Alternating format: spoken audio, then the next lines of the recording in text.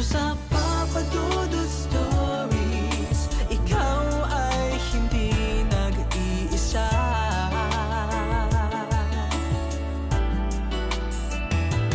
Dito sa Papa Dudut Stories, may nagmamahal sa'yo.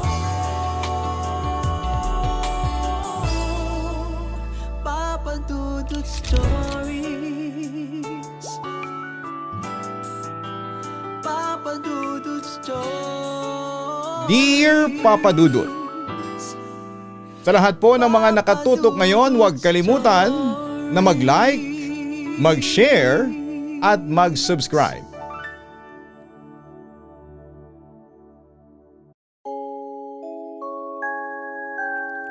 Dear Papa Dudut, magandang araw po sa inyong lahat ng mga nakikinig na walang sawang nakatutok sa inyong programa. Tawagin mo na lamang ako sa pangalang Jaira, 48 years old. Matagal na akong tagapakinig mo, Papa Dudut, simula pa lang noong nasa radyo ka hanggang sa lumipat na ako dito sa Dubai para magtrabaho bilang isang nurse sa isang malaking ospital. Hindi nawala ang boses mo sa buhay ko. Nadiskubre ko ang channel mo noong kasagsagan ng pandemic. Dahil bawal lumabas at sobrang stress sa trabaho sa ospital. Ang pakikinig sa mga kwento mo ang naging paraan ko para makaramdam ng koneksyon sa Pilipinas. Iba kasi ang dating ng mga kwento rito at parang nasa tabi lamang kita habang nagkakape. Ngayong araw, Papa Dudut, gusto kong ibahagi ang isang kwento na hindi ko mismo naranasan, kundi kinuwento sa akin ng isa kong malapit na kaibigan at kasamahan sa trabaho. Nurse din siya at nangyari ito noong naka-assign pa siya sa isang pampublikong ospital sa probinsya. Alam mo naman, sa mga public hospital, siksikan sa ward, mainit at maraming iba't ibang klase ng tao. Pero ang kwentong ito, Papa Dudut, ay tungkol sa isang bagay na hindi kayang ipaliwanag ng medisina. Isang pangyayaring hinding-hindi ko makakalimutan dahil binuwag nito ang lahat ng pinag-aralan ko tungkol sa siyensya. Nagsimula ang lahat ng maospital ang anak ng kaibigan ko. Dahil sa kakulangan ng budget, sa isang pampublikong ward sila na ilagay. Sa loob ng ward na yon ay maraming mga bata ang may iba't ibang sakit. May mga may lagnat, may mga nakadextrose at may mga naghihintay ng resulta ng lab test. Pero sa gitna ng pagod ng mga magulang at iyak ng mga bata ay may isang tao na tila nagbibigay ng liwanag sa buong kwarto. Siya ay si Doktora. Isang babaeng doktor na napakaganda. Sabi ng kaibigan ko ay para siyang artista na naligaw sa ospital. Maputi siya, maamo ang mukha at palaging nakangiti. Ang nakakabilib sa kanya kahit gaano karami ang pasyente. At kahit gaano kahirap ang sitwasyon ay hindi mo siya makikitang nakasimangot. Malumanay siyang makipag-usap sa mga bata. Kaya naman lahat ng maliliit na pasyente ay natutuwa sa kanya. Tuwing papasok siya para sa kanyang rounds, tila nawawala ang takot ng mga bata sa mga karayom at gamot. Para siyang isang anghel na naglalakad sa gitna ng ward. Isang hapon, habang sinusuri ni Doktora ang mga bata at tinitignan ang kanilang mga chart, may napansin ang kaibigan ko sa kabilang kama. May isang matandang babae na nagbabantay sa kanyang apo. Tahimik lang ang lola. Nakaupo sa gilid at tila may malalim na iniisip. Pero noong sandaling lumapit si Doktora sa katabing kama nila, biglang nagiba ang aura ng matanda. Ang lola na kanina ay mukhang nangihina ay biglang tumitig ng napakatindi kay Doktora. Isang tingin na puno ng pagbabanta at puot.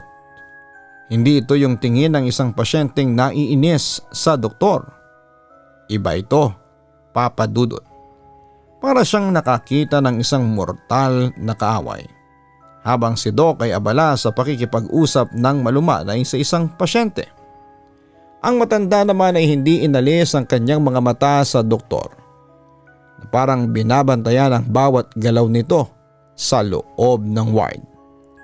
Binaliwala lang ng ibang mga magulang at ng mga nurse ang lola. Iniisip nila na baka naiirita lang ang matanda sa ingay ng mga bata o sadyang masungit lang talaga siya dahil sa puyat at pagod sa pagbabantay. Siyempre, sino ba naman ang mag-aakalang may masamang intensyon ang isang matanda sa isang doktora na napakabait at napakaganda. Pero nang matapos na si doktora sa kanyang rounds at dahan-dahang lumabas ng ward ay doon na nagsimulang magbago ang lahat. Pagkasarado pa lamang ng pintuan ay biglang nagsalita ang lola sa gitna ng katahimikan. Ang boses niya ay malat pero seryoso. "Huwag kayong masyadong magpakasiguro sa mga anak ninyo," sabi ng matanda habang nakatingin sa mga magulang na nandun. "Akala nyo ba ay gumaling na sila?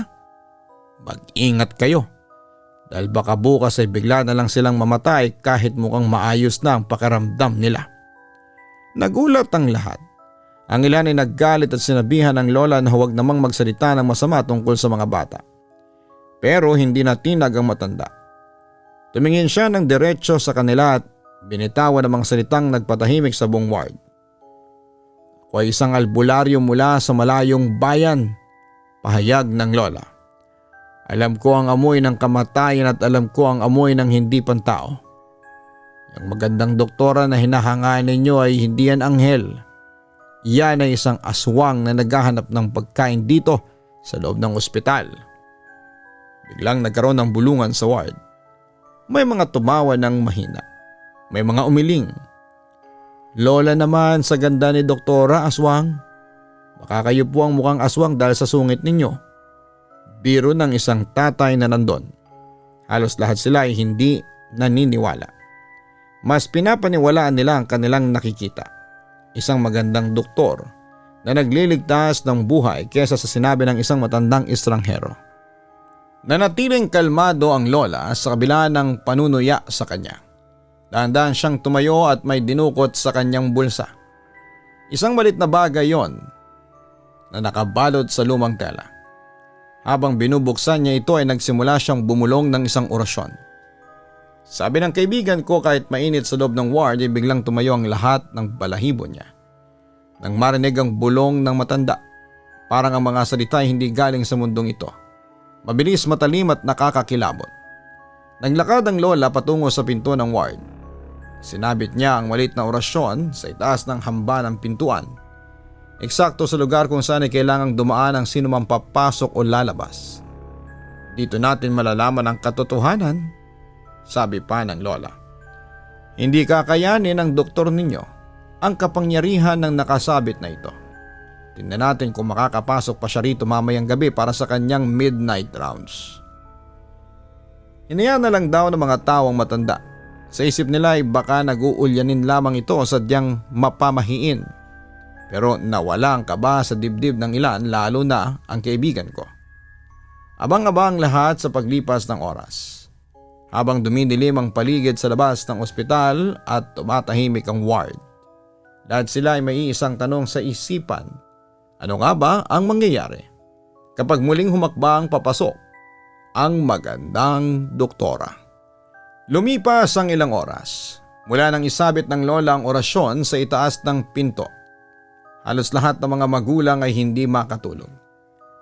Hindi dahil sa sakit ng kanilang mga anak, kundi dahil sa matinding abang sa pagbabalik ng magandang doktora. Bandang hating gabi ay bumukas ang pinto ng ward. Pumasok si doktora para sa kanyang regular na rounds. Gaya ng dati, nakangiti siya habang hawak ang kanyang clipboard.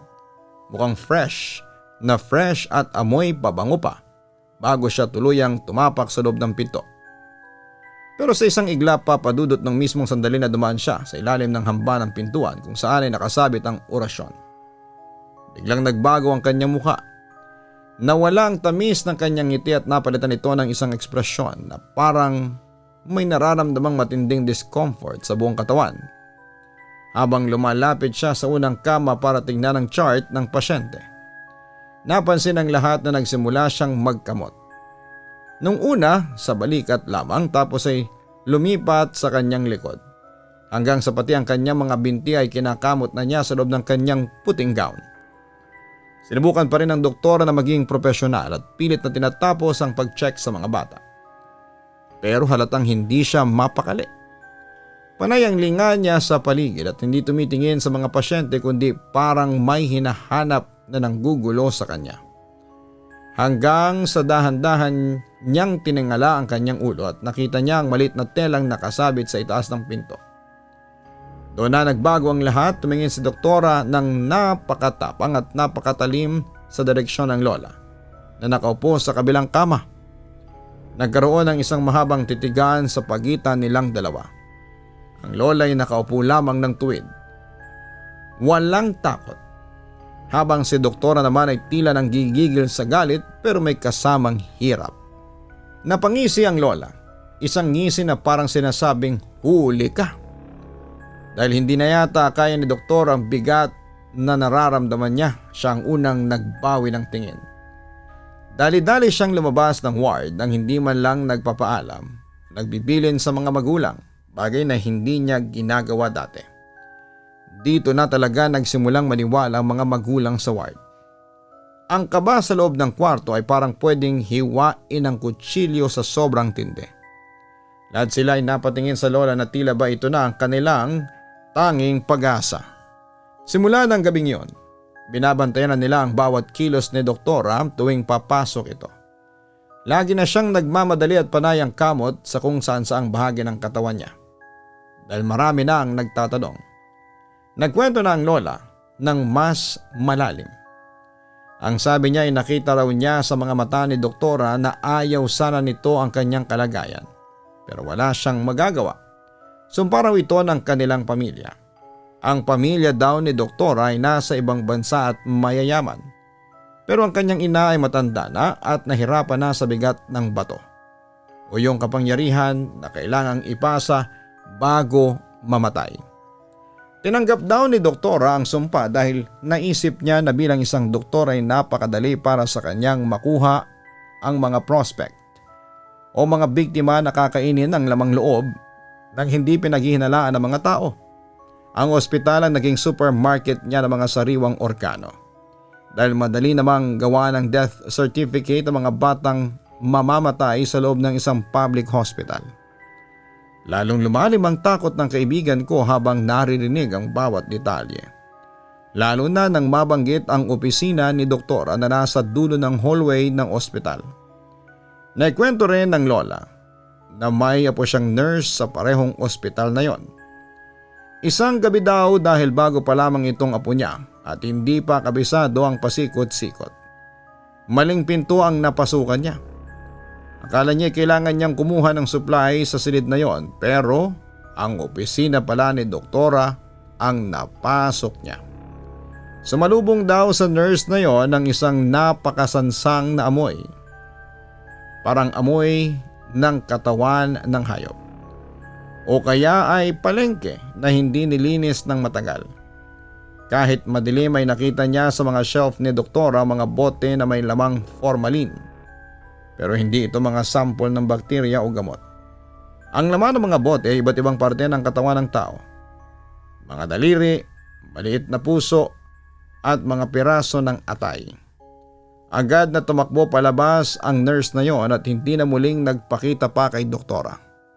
Pinilit niyang maging normal ang kilos sa trabaho at huwag magpahalata na alam na niya ang lihim dahil baka siya na ang susunod na punteryahin. Ayon pa sa nurse na apo ng lola, may isang janitor sa ospital na tanging siya lang ang pinapayagang pumasok sa loob ng opisina ni doktora para maglinis. Ang janitor na ito ay taga-tapo ng mga basura, mga tira-tirang buto at laman na hindi na kailangan ni doktora pagkatapos niyang makuha ang gusto niya.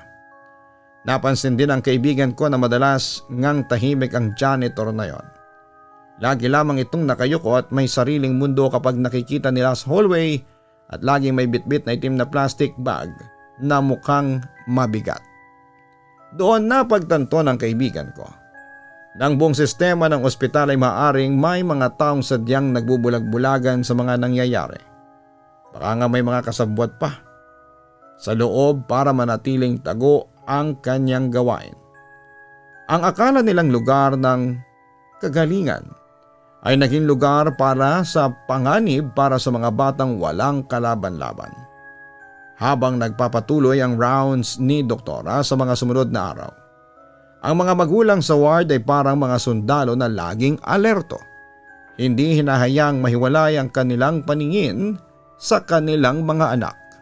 Tuwing malapit ang magandang doktora na yon, Papadudot. Papadudot lalong tumindi ang mga kaganapan dito sa kwentong ibinahagi sa akin. Kinaumagahan pagpasok ng mga nurse para sa morning shift. Napansin ng lahat na wala si doktora sa oras ng kanyang rounds. Hindi nagtagal ay kumalat ang balita sa buong ospital na tumawag daw siya sa admin at nagsabing hindi siya makakapasok dahil masama ang kanyang pakiramdam.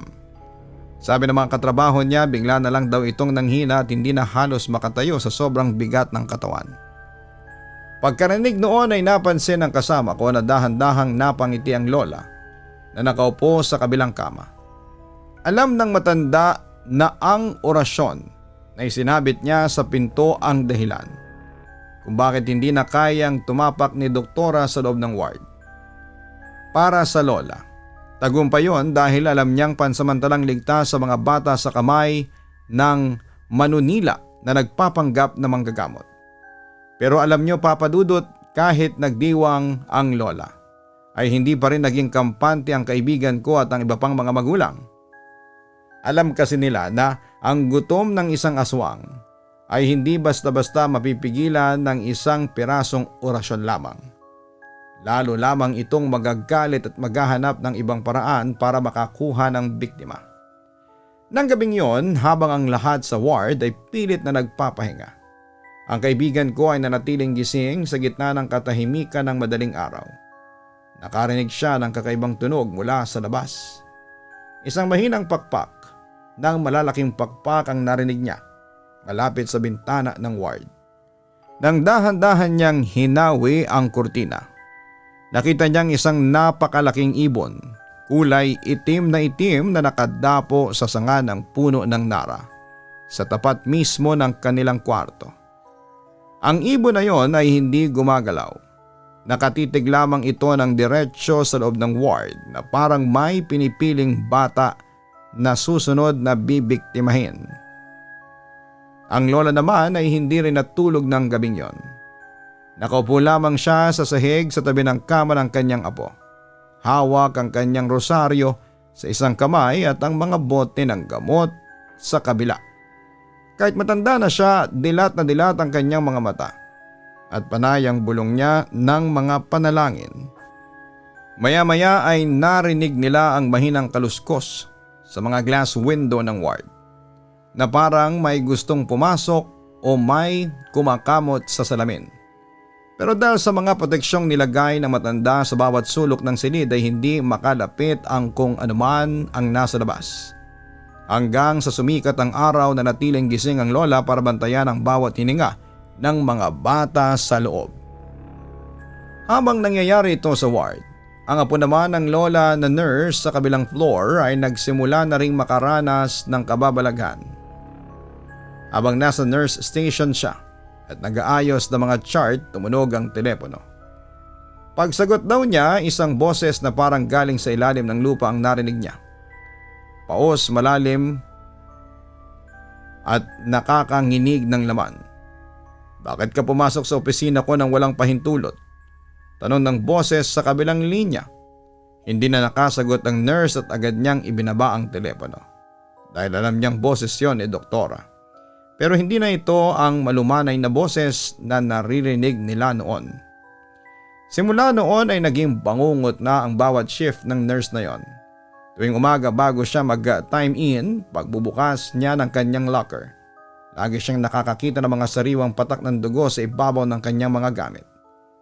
Kahit na anong linis niya, kinabukasan ay nandun na naman ang mga patak ng dugo na parang nananadya. Ramdam din niya na sa tuwing uuwi siya mula sa duty sa gabi, ay may sumusunod sa kanya sa madidilim na bahagi ng parking lot at sa daan pauwi sa kanilang bahay. Naririnig niya ang mga yabag sa likod niya, pero kapag lilingon siya, wala naman siyang nakikitang tao. Dahil nga sa hindi na makapasok si Doktora sa ward dahil sa harang ng lola, humanap siya ng ibang paraan para mabusog ang kanyang matinding gutom. Doon sa kabilang building sa nursery section kung nasaan ang mga bagong silang na sanggol, may mga kakaibang ulat na lumabas. May mga baby raw na bigla na lamang ng hina at naging maputla ng walang malinaw na kadahilanan. Kahit maayos naman ang kanilang mga lab result, noong nakarang araw, isang gabi ay may isang security guard pa nga na nagjo-duty sa hallway ang nakakita kay Doktora. Naglalakad daw ito sa koridor na patungo sa nursery habang may dalang cooler bag. Nagtaka ang guard dahil alam niyang wala namang shift si Doktora ng gabing yon. At nakapangbahay lamang ito sa ilalim ng kanyang puting coat. Nang makasalubong ng guard si Doktora ay halos hindi niya ito nakilala. Ang mukha nito ay tila tuyot na. Malalim ang mga mata at wala nang dating sigla at ganda na hinahanga ng lahat sa ospital. Parang bigla siyang tumanda ng 10 taon sa loob lamang ng ilang araw. Hindi na rin siyang ngumingiti at tila iniiwasan niyang tumingin ng diretsyo sa kahit na kanino. Nagpatuloy lamang siyang maglakad patungo sa madilim na bahagi ng ospital. Bitbit ang cooler bag na tila may lamang mabigat na bagay. Simula noon ay lalong lumakas ang hinala ng lahat. Ang magandang doktora ay unti-unti nang nilalamon ang kanyang sariling sumpa. Dahil hindi siya makakuha ng pagkain sa ward na binabantayan ng lola.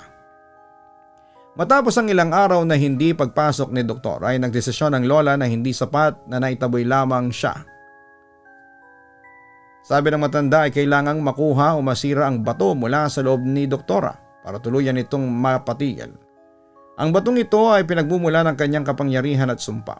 At ayon sa lola, nakatago ito sa loob ng katawan ni Doktora at ilalabas lamang niya ito sa pamamagitan ng pagluwa kapag malapit na siyang mamatay o kapag napuwersa ng mas malakas na orasyon.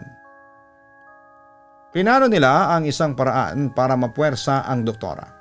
Pero alam nilang delikado ito dahil ang isang aswang na nasusukol ay nanggagalaiti sa galit at nagiging mas mabangis pa. Isang gabi, hinarap ng lola kasama ng kaibigan kong nurse si Doktora sa madilim na parking lot ng ospital habang papaalis na ang Doktora patungo sa kanyang sasakyan. Doon sa ilalim ng malabong ilaw ng poste. Naglabas si Doktora ng kanyang tunay na anyo. Ang kanyang mga kuko daw ay humaba at naging matulis at ang kanyang mga mata na dati maamo ngayon ay kasing pula ng sariwang dugo. Sumugod si Doktora sa matanda pero handa ang lola. Gumamit ng matanda ng asin at isang espesyal na langis na may kasamang malalakas na dasal para depensahan ang kanyang sarili. Nagkaroon ng kaguluhan sa parking lot. Bawat haplit ni Doktora ay nasasangga ng lola ng mga orasyon. Sugatan si Doktora nang makatakas ito sa dilim pero naitanim ng lola ang matinding takot sa isipan ng halimaw. Mula noon ay nagkulong na si Doktora sa kanyang opisina sa loob ng ospital. Hindi na siya lumalabas kahit na anong tawag o katok ng mga staff at admin. Ang janitor na lang ang tanging nakakakita sa kanya at ayon sa bulong-bulungan sinabi ng janitor na parang hayop na ang kilos ng Doktora sa loob. Hindi na nagsasalita at gumagapang na sa sahig. Makalipas ang ilang araw, nagsimulang lumabas ang isang napakasangsang na amoy mula sa aircon vent ng opisina niya na umabot hanggang sa lobby. Dahil sa dami ng reklamo ng mga pasyente, nagpasya ang management ng ospital na ipabukas na ang pintuan gamit ang duplicate key. Nang mabuksan ang pinto ay wala na si Doktora sa loob pero ang bumungad sa kanila ay parang eksena sa katayan.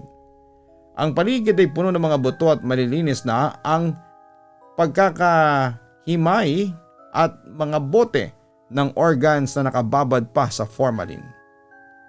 Ang bintana ng opisina ay wasak na parang may isang malaking nilalang na pilit dumaan at tumalon doon para makatakas.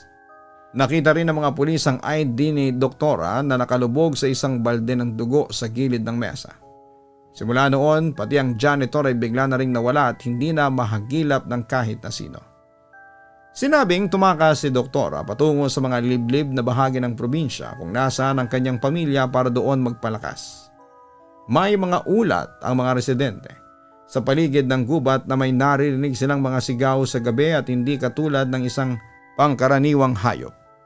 Minsan pa nga daw ay may nakikitang babaeng nakaputing coat na pag-alagala sa ilalim ng buwan. Naghahanap ng mapagtataguan. Isang araw may isang napakatandang babae ang dumating sa ospital at naghahanap kay doktora. Sinabi niya na siya ang ina nito. Ang balat ng matanda ay parang papel sa nipis at ang kanyang mga mata ay blanko lamang. Walang emosyon. Sinabi niya sa mga nurse na tapos na ang oras ng kanyang anak at kailangan na nitong ipasa ang bato sa susunod na henerasyon. Bago pa man makakuha ng tubig ang mga nurse para sa kanya ay biglang naglaho ang matanda na parang bula. Kahit wala na si doktora sa ospital ay may mga gabi pa ring nararamdaman ang kanyang presensya sa ward. Ang mga monitor ng mga bata ay biglang nag-a-alarm ng malakas kahit normal naman ang kanilang heartbeat. May mga nakakakita pa rin sa anyo ng doktora na nakatayo sa dulo ng hallway. Nakangiti pa rin pero sa malapitan ay mapapansin mong wala na itong mga mata. Nabalitaan din nila na nahuli ang janitor sa isang checkpoint sa kabilang bayan na may dalang sako ng puno ng mga parte ng malalaking hayop.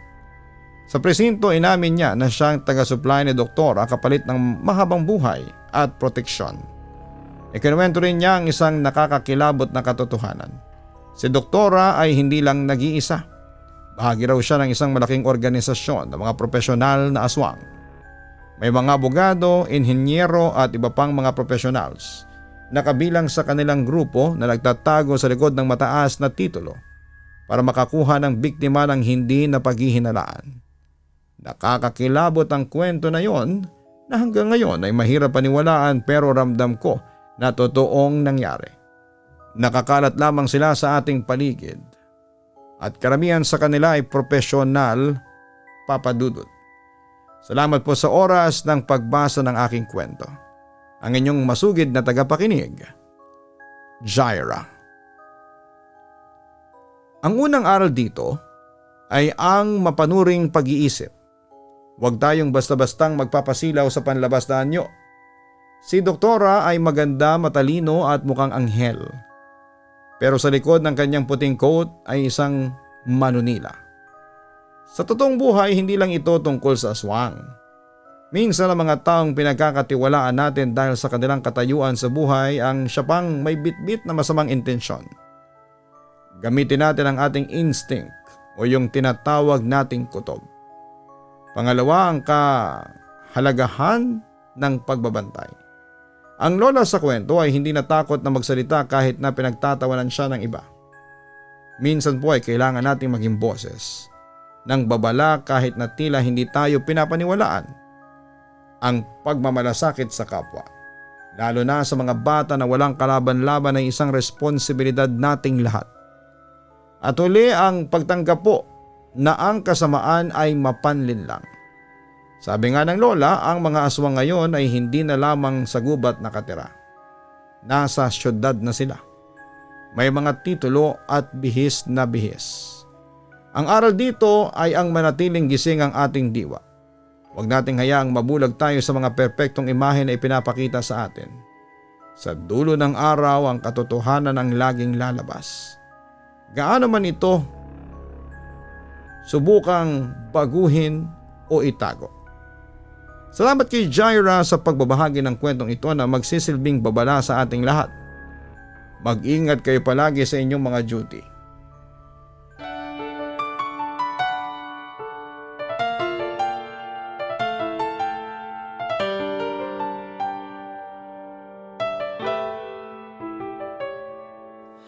Ang buhay ay mahiwaga, laging may lungkot at saya. Sa Papa Dudut Stories, laging may karamay ka.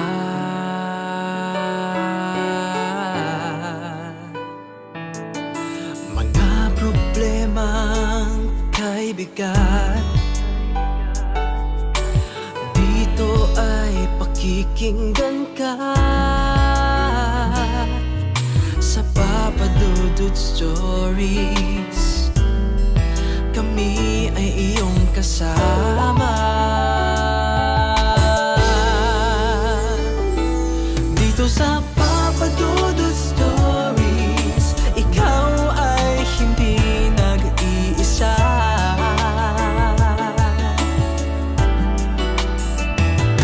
Dito sa Papa Dudut Stories, may nagmamahal sa'yo. Papa Dudut Stories, Papa Dudut Stories, Papa Dudut Stories.